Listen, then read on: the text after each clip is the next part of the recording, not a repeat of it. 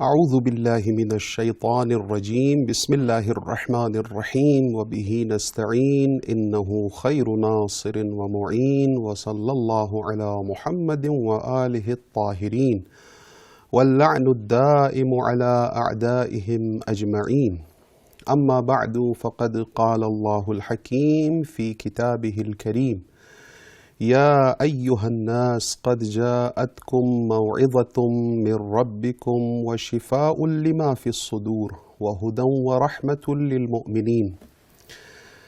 پروردگار متعال کا لاکھوں احسان ہے، اس کا کرم ہے کہ ہم ضعیف بندوں کو اس نے یہ سنہری موقع عطا کیا کہ ایک بار پھر سال کے اس حصے میں اپنے نفس کی تطہیر فراہم کر سکیں اور اس کا سبب فراہم کر سکیں۔ ماہ مبارک رمضان عبودیت، بندگی، ماہ تطہیر اور ماہ استغفار۔ قرآن کریم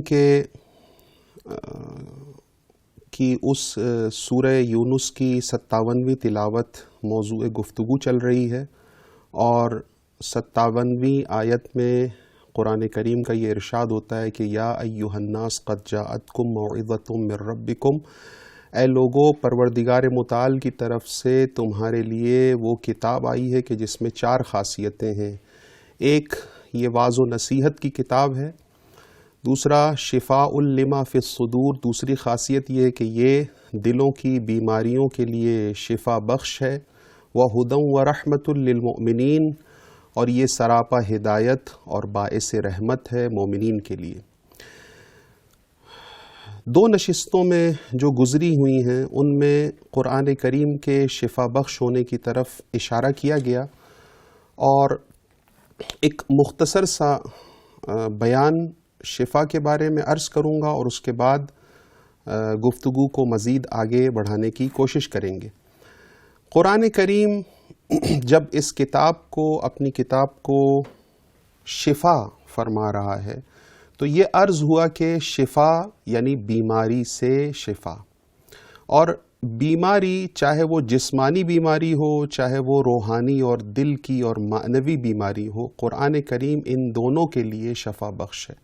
چنانچہ وہ واقعہ آپ کی خدمت میں عرض ہوا کہ ایک شخص پیغمبر اسلام کے پاس آیا اور اس نے اپنے اسی ظاہری دل کے درد کی شکایت کی، تو پیغمبر اکرم نے اس سے فرمایا کہ استشف بالقرآن فإنہ قال وشفاء لما فی الصدور۔ آیا تم نے قرآن میں نہیں دیکھا کہ قرآن کریم خود اپنے آپ کو فرما رہا ہے کہ وشفاء لما فی الصدور، تو جاؤ اور قرآن سے شفا طلب کرو۔ یہ ظاہری اور جسمانی بیماری کے لیے شفا ہے، اس میں کوئی شک نہیں ہے، اور جیسا کہ بیان ہو چکا ہے کہ ہمارے پاس معتبر روایات میں مختلف سوروں کے جو معتبر روایات میں جو خواص آئے ہیں وہ اسی جسمانی بیماری کو بھی دور رکھنے کی صلاحیت کو بیان کر رہے ہیں۔ لیکن موضوع گفتگو ماہ مبارک رمضان کے حوالے سے جسمانی بیماریوں سے بالاتر انسان کی اصلی حقیقی اپنی اندرونی بیماری، وہ معنوی بیماری کہ اگر اس بیماری کا علاج نہ کیا گیا تو اس بیماری سے حقیقی موت واقع ہو سکتی، کیونکہ جب بیماری کا علاج اس کے وقت پر نہ کیا جائے اور پرہیز اور دوا نہ لی جائے تو وہ بیماری ہلکے ہلکے مریض کو موت کی گھاٹی میں اتار دیتی ہے۔ وہ بیماری، اصلی بیماری ہم نے کہا وہ دل کی بیماری ہے، شک، اور اس بات کو بیان کرنے کے لیے ہم نے پچھلی گفتگو میں دل کی 3 حالتوں کا بیان کیا۔ دل یعنی انسان کی وہ اندرونی حقیقت، نہ یہ دل جو آپ کے سینے میں دھڑک رہا ہے، جو ضمیر ہم جسے کہتے ہیں، دل جسے کہتے ہیں، اندرونی دل، اس کی 3 حالتوں کو عرض کیا گیا، بیان کیا گیا۔ ایک وہ دل ہوتا ہے کہ جسے قرآن کریم قلب سلیم کے نام سے یاد کر رہا ہے۔ فرماتا ہے کہ یوم لا ينفع مال ولا بنون الا من اتى اللہ بقلب سلیم، کہ وہ دن وہ ہوگا کہ نہ مال کام آئے گا نہ اولاد کام آئے گی سوائے قلب سلیم کے۔ قلب سلیم یعنی وہ قلب کے، جب چھٹے امام سے منقول ہے کہ آپ سے پوچھا گیا کہ قلب سلیم سے کیا مطلب ہے قرآن کا، تو آپ نے فرمایا کہ لیس فیہ شک ولا شرک، یا لیس فیہ شک، وہ قلب کے جس میں خداوند متعال کے بارے میں کسی قسم کا شک شبہ نہیں ہے، یعنی صحیح و سالم دل۔ پہلا دل یہ ہوتا ہے کہ جو ائمہ معصومین علیہم السلام اور جو اس خدا کے الہی نمائندے ہوتے ہیں ان کے پاس یہ دل ہوتا ہے، اور اسی دل کو اسی طرح سے اس دنیا میں لا کر اور صحیح سالم امانت کو واپس پلٹا دیتے ہیں وہ پروردگار کے پاس اور کامیاب ہوتے ہیں۔ دوسرے نمبر پہ بالکل اس کا اپوزٹ، بالکل اس کا نقطہ مقابل اور متضاد وہ ہوتا ہے قلب مردہ، میت، مردہ دل، یعنی جس کا دل مر چکا ہے۔ پہلے اس کے اندر مرض تھا لیکن فی قلوبہم مرض، انہوں نے اپنے مرض کا جب علاج نہیں کیا، یہ مرض بڑھتا گیا بڑھتا گیا بڑھتا گیا، یہاں تک کہ مریض کی موت واقع ہو گئی، اور اس قلب کو کہتے ہیں قلب میت۔ البتہ خود اس شخص کو میت بھی کہتے ہیں۔ قرآن کریم کئی جگہ پہ کافروں کو مردہ کہتا ہے، اسی لیے پیغمبر اکرم سے ارشاد ہوتا ہے کہ اِنَّكَ لَا تُسْمِعُ الْمَوْتَى، اے پیغمبر تم حق کی اور توحید کی بات مردہ لوگوں کو نہیں سنا سکتے ہو۔ ظاہری ترجمے کے مطابق اس آیت کا ترجمہ کریں کہ تو یہ نکلتا ہے کہ اِنَّكَ لَا تُسْمِعُ الْمَوْتَى، یعنی تم مردوں کو اپنی بات نہیں سنا سکتے ہو۔ تو پیغمبر اکرم خوب واقف ہیں، بلکہ بچہ بچہ واقف ہے کہ وہ مردہ کہ جو قبر میں چلا جاتا ہے اس کو تو کوئی بھی اپنی بات نہیں سنا سکتا ہے۔ پس مردہ سے مراد اور بات سے مراد کچھ دونوں اور ہی ہیں۔ بات سے مراد حق کی اور توحید کی بات ہے، توحید کی دعوت ہے، اور مردہ سے بھی مراد مردہ دل لوگ ہیں۔ چنانچہ امیر المومنین امیر بیان نہج البلاغہ میں متعدد جگہوں پہ ارشاد فرماتے ہیں کہ یہ مردہ دل ہیں اور چلتے پھرتے لاشیں ہیں، یعنی چلتے پھرتے لاشیں یعنی چلتے پھرتے اپنے اندر دل مردہ کو لیے ہوئے چلتے پھر رہے ہیں۔ پروردگار عالم ایسے دل کو اندھا دل بھی کہتا ہے کہ فَإِنَّهَا لَا تَعْمَى الْأَبْصَارُ وَلَكِنْ تَعْمَى الْقُلُوبُ الَّتِي فِي الصُّدُورِ، دیکھو یہ آنکھیں اندھی نہیں ہوتی بلکہ وہ دل اندھے ہوتے ہیں کہ جو سینوں میں موجود ہوتے ہیں، اور ظاہر سی بات ہے اس دل سے بھی مراد وہ بعض لوگوں کے بارے میں قرآن کریم نے قیامت کا جب نقشہ کھینچا تو کہا کہ ان کے بارے میں یہ کہا کہ وَنَحْشُرُهُمْ يَوْمَ الْقِيَامَةِ أَعْمَى وَنَحْشُرُهُ يَوْمَ الْقِيَامَةِ أَعْمَى، ہم اس شخص کو اندھا کر کے محشور کریں گے۔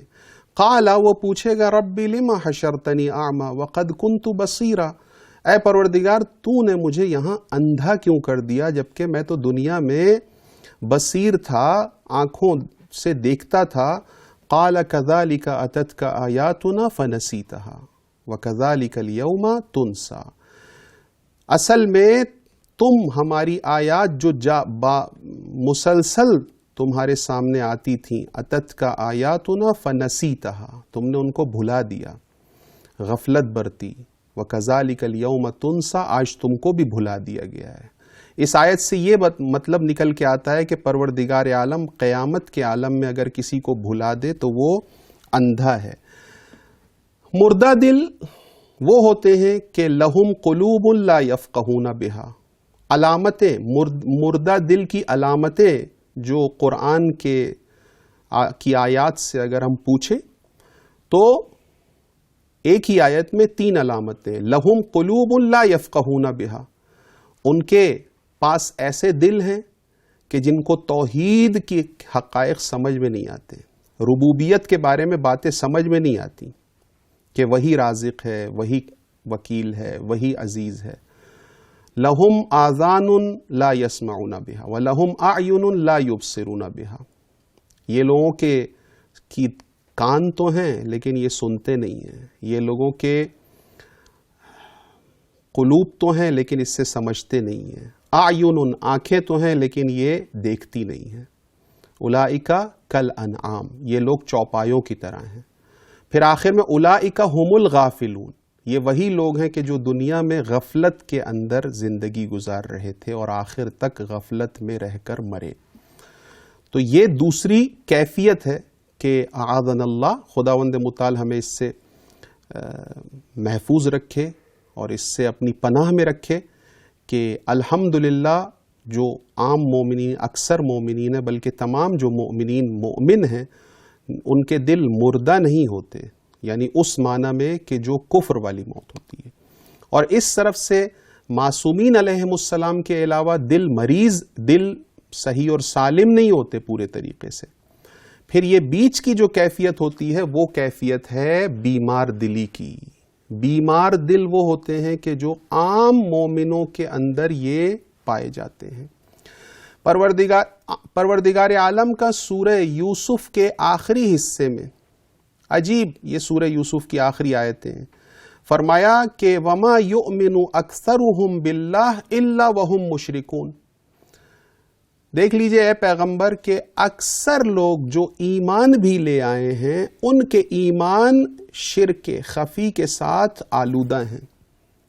یعنی ایک طرف سے ایمان ہے اصل توحید پہ، اصل ربوبیت پہ، ایک درجے کا ایمان ہے، لیکن اس کے ساتھ ساتھ کچھ شک و شبہات ہیں، شرک خفی ان سے سرزد ہو رہا ہوتا ہے، مال خدا دے رہا ہوتا ہے، شکریہ مخلوق کا ادا کر رہے ہوتے ہیں، رزق اس کی جانب سے روکا گیا ہوتا ہے، سب و دشنام مخلوق کو دے رہے ہوتے ہیں۔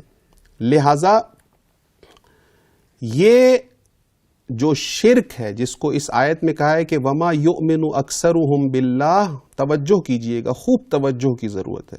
ہم نے پچھلے درس میں، پچھلے دروس میں یہ بتایا کہ یہ شرک نتیجہ ہوتا ہے شک کا اور ضعف الایمانی کا، ضعیف الایمانی کا۔ شک یہ ذہنی شک نہیں ہے، ذہن میں تمام مومنین کے اس بات کا یقین ہے کہ خداوند متعال رب ہے، رزاق ہے، عزیز ہے، تواب ہے، رحیم ہے، خدا کے تمام اسماء حسنہ پر ذہنی اعتبار سے اس کو یقین ہوتا ہے۔ پھر اصل مسئلہ کہاں ہوتا ہے؟ اصل مسئلہ ہوتا ہے اندرونی وجود کا، دل کا۔ دل کے اعتبار سے یہ کیفیت اس میں آ جاتی ہے، ایک زنگ لگ جاتا ہے۔ اس دل کو جب زنگ لگ جاتا ہے تو پھر اس کے اندر ایک بے یقینی کی کیفیت آ جاتی ہے، ضعیف الایمانی کی طرف۔ اور پیغمبر اکرم نے اسی بیماری کو اپنی امت کی بھانپ کر شروع میں ہی یہ فرما دیا تھا کہ ما اخاف علی امتی الا ضعف الیقین، میں اپنی امت پر جس چیز سے ڈرتا ہوں وہ ہے یقین کی کمزوری۔ اور اسی کو ہم جب مومنین کے سامنے یہ یقین کی کمزوری اور اس کو پیش کیا جاتا ہے تو اگر آسان الفاظ میں ان کے سامنے یہ بات پیش کی جائے، یعنی ایمان کی کمزوری، ایمان کی کمزوری، ایمان یعنی یقین، یقین کی کمزوری، یقین جب کمزور ہوتا ہے تو اس کی جگہ آ کے شک لیا کرتا ہے، اور اس طرف سے جب یقین اپنے پورے آب و تاب کے ساتھ، اپنی پوری چمک کے ساتھ ہوتا ہے تو اس طرف سے توحید ہی توحید کے مظاہر ہوتے ہیں۔ پھر اس طرف سے جیسے امیر المومنین کے بارے میں فرمایا الذین ينفقون اموالهم سرا وعلانیۃ، پھر مخفیانہ کھلے ہر انداز میں وہ اپنے مال کو خدا کی راہ میں نچھاور کرنے سے کسی قسم کا کوئی ڈر محسوس نہیں کر رہا، فقیر ہو جاؤں گا، کم ہو جائیں گے، یہ ہو جائے گا، وہ ہو جائے گا۔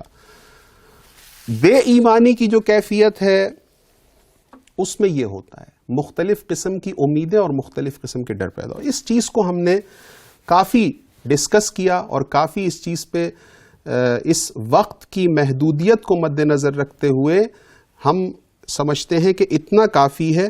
صرف آخر میں اس یقین کے بارے میں ایک چیز جو ہم عرض کرنا چاہتے ہیں وہ یہ ہے کہ اس یقین کو کمزور کون سی چیزیں کرتی ہیں، یعنی اس ایمان کو کمزور کرنے والی چیزیں کون سی ہیں، اور اسی ایمان کو بڑھانے والی چیزیں کون سی ہیں۔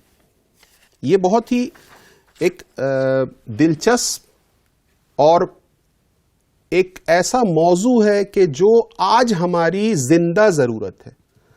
اگر میں اس بحث کا جو ثمرہ اور اس بحث کا اگر نتیجہ حاصل کرنا چاہوں تو میرے ان دو جملوں میں یہ نتیجہ ہے کہ یہ سب تو ہم نے مولانا سن لیا کہ ہمارے ایمان کمزور ہیں، ہمیں خدا پہ یقین نہیں ہے، ہمیں اس کی رازقیت پہ یقین نہیں ہے، ہم اس پر بھروسہ کم کرتے ہیں۔ یہ بتائیے کہ دو چیزیں ہمیں بتائیے۔ بیماری کا جب سوال ہوتا ہے تو بیماری پیدا کس چیز سے ہوتی ہے تاکہ ہم اس سے بچیں؟ دوسری چیز، اس بیماری کی دوا کیا ہے کہ یہ بیماری کم سے کم ہوتی چلی جائے یہاں تک کہ یہ بیماری ختم ہو جائے؟ تو نمبر ایک تو خود قرآن اپنے آپ کو کہتا ہے شفاء لما فی الصدور۔ وہ آیتیں آپ پڑھیے کہ جو آپ کے ایمان میں پختگی لا سکتی ہیں، لیکن یہ ہر مومن کا کام نہیں ہے۔ بہت سارے مومنین کہتے ہیں مولانا صاحب ہمیں قرآن کریم پڑھنا نہیں آتا، اگر ہم پڑھ بھی لیتے ہیں تو ہمیں اس میں فہم، اس میں تدبر، اس کے آیات، اس کا ترجمہ ہمیں نہیں آتا ہے۔ کوئی بات نہیں، یہ دو باتیں جو آسان سی اب پیش کرنے والے ہیں یہ تو آتی ہیں۔ فرمایا کہ یفسد الیقین الشک وغلبۃ الہوی۔ دیکھو، یقین کو اگر کوئی چیز تمہارے ایمان کو آ کے اس پہ حملہ کرتی ہے اور اس کو ضعیف بناتی ہے، وہ ہے غلبۃ الہوی۔ کسی بھی معاملے میں وہ چیز، کسی بھی معاملے میں اس چیز کی پیروی کرو جو تمہارا نفس آگے تجویز دے رہا ہے، کر رہا ہے۔ نفس عجیب عجیب تجویزات کرتا ہے۔ جب اس کو کسی چیز کی ہوس ہوتی ہے تو وہ ان راستوں کو تجویز کر رہا ہوتا ہے جو خدا کے مرضی کے، خدا کے مطابق نہیں ہوتے ہیں۔ آج کی اس دنیا میں ہم بہت سارے افراد کو دیکھتے ہیں کہ وہ ایسے ایسے راستے اپنا رہے ہوتے ہیں کہ جو فرض کریں کہ فلاں سے آپ رابطہ اپنا بہت بڑھا لیں، اچھا بنا لیں، یعنی آج کی معاشرتی زندگی میں رابطے کی بنیادیں مفاد پرستی ہیں۔ رابطے کی بنیادیں توحید نہیں ہیں، رابطے کی بنیادیں کسی پارٹی سے منسلک ہونا، عرض کیا تھا کسی گروہ میں شامل ہو جانا، صرف اس لیے کہ اپنے گروہی اور اپنے حزبی مفادات ہیں۔ آج ہم کسی کی اگر تائید کر رہے ہوتے ہیں تو خدا کے لیے نہیں، اس لیے کہ یہ ہمارے گروہ کا حصہ ہے۔ کسی کی منفی کسی کو کر رہے ہوتے ہیں، نفی کر رہے ہوتے ہیں تو اس لیے نہیں کہ اس نے بات غلط کی ہے، بات صحیح بھی کی ہے، لیکن اس لیے کہ یہ کہیں ہم سے زیادہ آگے نہ بڑھ جائیں۔ یہ سب غلبۃ الہوی۔ جب آپ یہ کام کرتے ہیں ہلکے ہلکے ہلکے ہلکے لاشعوری طور پہ، یہ چیز آپ کے اس یقین کو کمزور بنا رہی ہوتی ہے۔ میں بہت جلدی آگے، دوسرا بہت ہی بالکل عملی پیغامات ہیں۔ خلطۃ ابناء الدنیا تشین الدین وتضعف الیقین۔ بہت زیادہ ان افراد کے ساتھ اٹھنا بیٹھنا کہ جن کے 24 گھنٹے صرف اور صرف اسی دنیا میں لگے رہتے ہیں۔ کبھی بھی آپ نے ان سے کوئی ایسی بات نہیں سنی کہ جو آپ کے دل کو چھو جائے۔ ہمیشہ دنیا کی باتیں، دنیا میں جو مشہور ہو رہا ہے، کیسے ہو رہا ہے، اس کا اسٹائل کیسے ہے، وہ کتنا، اس کو کتنے اس کے ویورز ہیں، کتنی اس کی ریٹنگ ہے، آج کتنے، یعنی اس کی باتوں کا آپ اس کے ساتھ اگر 3 گھنٹے بھی بیٹھتے ہیں تو آپ کو اس کی اور اس کی باتیں سننے کو ملتی ہیں، اس کی باتیں سننے کو نہیں ملتی ہیں۔ یہ خلطۃ ابناء الدنیا تضعف الیقین، یہ یقین کو کمزور کرتا ہے۔ ایسے لوگوں سے بھاگے، ایسے لوگوں سے اس طرح بھاگے جیسے بھیڑ جو ہے وہ بھیڑیے سے بھاگتا ہے۔ کیوں؟ کیونکہ بھیڑیا تو خالی بھیڑ کا جسم کھاتا ہے، یہ تو آپ کا ایمان کھا رہے ہیں۔ میں یہ نہیں کہہ رہا ہوں کہ آج سے آپ اپنے سارے تعلقات، اپنے سارے ناتوں کو توڑ لیں، نہیں، اصلاح کریں، کم سے کم یہ سوچ پیدا کریں کہ مجھے کس طرح سے تعلقات بنانے ہیں، کم سے کم یہ سوچ آئے گی، اس کے بعد آپ اصلاح کی طرف جائیں گے۔ الجدل فی الدین یفسد الیقین، آج کل جو کام ہو رہا ہے وہ یہ کہ دینی امور اور دینی باتوں میں صرف محض اس لیے جھگڑا کرنا کہ میں یا میرا گروہ یا میری پارٹی اوپر آ جائے، میرا ٹرسٹ اوپر آ جائے۔ دینی باتوں میں بہت زیادہ جھگڑا کرنا، جھگڑا صرف اس لیے نہیں کہ مسئلے کو حل کرنے کے لیے، جدل یعنی اپنے آپ کو اونچا دکھانے کے لیے، یہ آپ کے یقین میں بمبارٹمنٹ کر دیتا ہے، آپ کی یقین پہ۔ حب المال یوہن الدین ویفسد حب مال۔ اب یہ ساری چیزیں تو ہو گئیں وہ چیزیں، وہ وائرس، وہ بیکٹیریا کہ جس کی وجہ سے یقین۔ اب یہ یقین کو کیسے سنواریں؟ فرمایا کہ یقین کو سنوارنے کے لیے پہلا قدم جو پروردگار عالم نے رکھا ہے، ان اللہ سبحانہ وتعالی جعل الذکر جلاء للقلوب۔ پیغمبر اکرم نے ایک بہت ہی خوبصورت تشبیہ دی ہے ایک اور جگہ پہ، فرمایا کہ ان هذه القلوب تصدع کما یصدع الحدید صد، یہ دل اسی طرح سے زنگ آلود ہو جاتے ہیں جیسے لوہا ہوتا ہے۔ پھر کیا کریں یا رسول اللہ، اس کا علاج کیا ہے؟ یہ وہی زنگ آلودی یعنی وہی شک، وہی شرک خفی۔ کہا کہ وما جلاؤہا، قیل یا رسول اللہ وما جلاؤہا، اے اللہ کے رسول اس کا علاج کیا ہے؟ اس کو کیسے ہم سیقل دیں، اس دل کو کیسے چمکائیں، کیسے نورانی کریں؟ فرمایا قراءۃ القرآن و ذکر الموت، دو چیزیں، ایک قرآن کثرت کے ساتھ پڑھو اور ایک موت کو یاد کرو۔ یہ دو چیزیں اپنی زندگیوں میں ہم لے آئیں۔ اچھا مولانا صاحب یہ بھی بہت کلی، بہت ہی آپ نے اوور آل بات کی ہے۔ دیکھیے قراءت قرآن میں ضروری نہیں آپ ابھی سے آپ کو رسول اللہ یہ کہہ رہے ہیں کہ آپ ایک ماہرانہ انداز میں جیسے بین المللی کوئی قاری قرآن ہے اس کی طرح، نہ، آپ شروع کریں، آپ سنیں، شروع کریں، ابتدا کریں۔ یہ ماہ مبارک اسی فرصت کے لیے، جب اس ماہ مبارک میں آپ اللہ تعالی کی رضا کے لیے اپنے نفس کو کنٹرول کر سکتے ہیں اور 15 گھنٹے سے زیادہ آپ بھوک اور پیاس پہ غلبہ پا سکتے ہیں تو بہت ساری اور چیزوں پہ غلبہ پا سکتے ہیں۔ قراءۃ القرآن و ذکر الموت، بیشتر اسی لیے اکثر و بیشتر آپ قبرستان جائیں، قبروں کے پاس بیٹھیں، یاد کریں، بلکہ وہاں قرآن پڑھیں۔ یہ دونوں چیزوں بطور کل شریعت میں دلوں کے زنگ کو دور کرنے کے لیے جو راستہ اپنایا گیا ہے وہ ہے ذکر خدا، الا بذکر اللہ تطمئن القلوب۔ اور آخر میں بہت فرصت لی آپ کی، آخر میں ایک نقطہ وہ یہ ہے کہ ہمارے استاد فرمایا کرتے تھے کہ آپ ایسا کوئی کام کریں جو آپ عام طور پہ اپنی زندگی میں نہیں کرتے۔ مثلا آپ جا کے کسی یتیم کے سر پر ہاتھ پھیریں، یتیم کا ایک حال احوال لیں، کیا ہے، یہ ایک مثال کے طور پہ ہے، مثال کے طور پہ کوئی ایسا کام کریں۔ کسی بھوکے جانور کو دیکھ کے کسی نے ایک مرتبہ، ایک شخص گزر رہا تھا اپنے گھر کے لیے گوشت لے کے جا رہا تھا اپنے اہل و عیال کے لیے، دیکھا کہ ایک حیوان ہے وہ اپنے بچوں کے ساتھ تپتی دھوپ میں لیٹا ہوا ہے، اس کے بچے دودھ تلاش کر رہے ہیں لیکن اس کے پاس دودھ نہیں کیونکہ اس نے کھایا نہیں، بھوکا ہے۔ یہ گھر کا گوشت اس نے اس کے سامنے ڈال دیا۔